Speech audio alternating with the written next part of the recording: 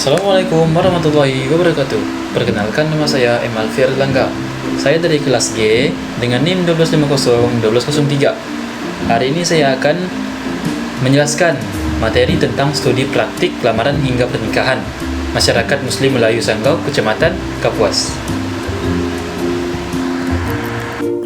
Dan saya Amir Fauzan dengan NIM 125012006, Program Studi Pendidikan Agama Islam. Studi praktik lamaran hingga pernikahan Masyarakat Muslim Melayu Sanggau, Kecamatan Kapuas. Suatu latar belakang dan bentuk praktik dan budaya Islam di Borneo, khususnya di Kota Sanggau, Kecamatan Kapuas, tidak hadir dalam ruangan yang kosong. Islam berkembang, berdamping dengan adat Melayu yang telah mengakar kuat dalam kehidupan masyarakat.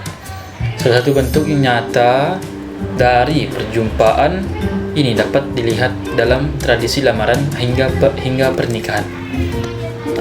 Dalam masyarakat Melayu Sanggau, proses lamaran dilakukan secara resmi oleh keluarga pihak laki-laki dengan mendatangi rumah pihak perempuan. Lamaran ini tidak hanya bersifat administratif, tetapi mengandung nilai adat yang sakral. Biasanya terdapat juru bicara keluarga, penggunaan bahasa yang halus, serta penyerahan harta hantaran adat sebagai simbol kesungguhan dan penghormatan. Setelah lamaran diterima, dilakukan kesepakatan mengenai mahar dan waktu pernikahan. Selanjutnya, akad nikah dilaksanakan sesuai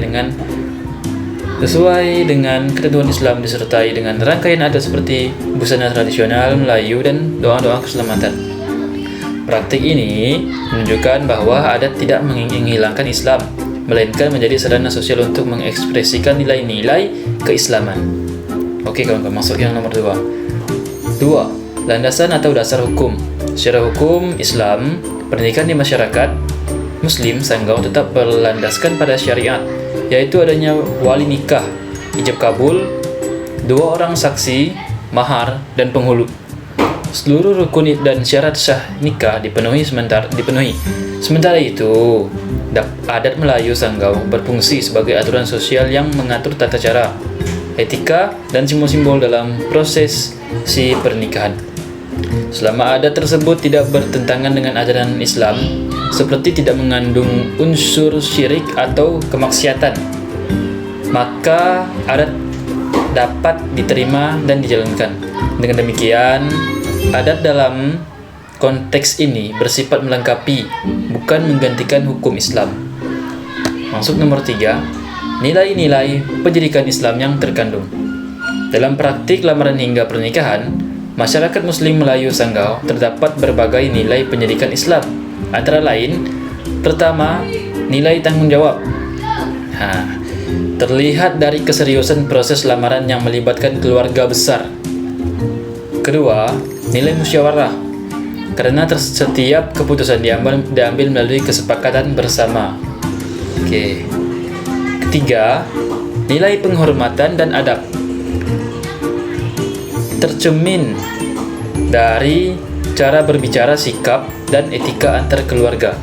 Keempat, nilai-nilai religius, melalui doa, akad nikah, dan orientasi pernikahan sebagai ibadah. Nilai-nilai ini tidak hanya bersifat ritual, tapi membentuk karakter individu dan memperkuat hubungan sosial dalam masyarakat. Oke kawan-kawan, terima kasih. Baik, saya akan melanjutkan penjelasan dari Saudara Alfi. Yang keempat, ada tinjauan kritis kesesuaian dengan Islam dan relevansi saat ini. Secara kritis, praktis lamaran hingga pernikahan adat Melayu Sanggau pada dasarnya selaras dengan ajaran Islam. Adat yang bertentangan dengan nilai Islam secara perlahan ditinggalkan atau disesuaikan. Namun, di era modern dan globalisasi, sebagian generasi muda mulai menganggap adat sebagai sesuatu yang rumit dan tidak praktis. Di sisi lain, masih ada upaya untuk mempertahankan adat sebagai identitas Islam lokal. Menurut saya, tantangan bukan memilih antara Islam atau adat, melainkan bagaimana menyederhanakan adat tanpa menghilangkan nilai dasarnya, sehingga tetap relevan dan tidak bertentangan dengan ajaran Islam. Yang kelima, ada refleksi pribadi. Sebagai refleksi pribadi, kami melihat bahwa harmoni antara Islam dan budaya lokal di Sanggau merupakan kekayaan sosial dan spiritual yang perlu dijaga. Islam memberi pedoman nilai dan hukum, sementara budaya lokal memberi warna, identitas, dan kedekatan sosial. Menjaga keseimbangan antara keduanya berarti menjaga Islam agar tetap membumi tanpa kehilangan prinsip, serta menjaga budaya agar tetap hidup tanpa melanggar ajaran agama. Dengan cara inilah Islam dapat terus relevan dan diterima dalam kehidupan masyarakat Borneo. Demikian video analisis yang dapat kami sampaikan. Wassalamualaikum warahmatullahi wabarakatuh.